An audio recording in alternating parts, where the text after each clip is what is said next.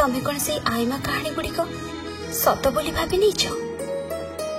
कहीं मत एत व्यस्त हो खोजुच कहल मु आकाश रे तारा ही रहनी कि बगीचा रे फूल ही फुटिनी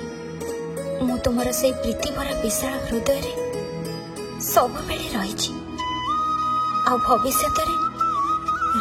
मध्य ताराटा तो सकाळ हेले लिभिजिव आ फूल से भी अकाल रे झरी पड़िब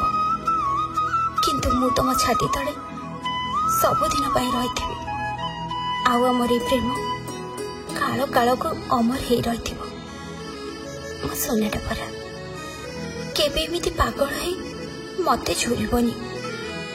तम पाखे पाखे रही तम पथधार सब बेले मु चली तुम चिर साथी हुई हाँ तुम चिर साथी हुई।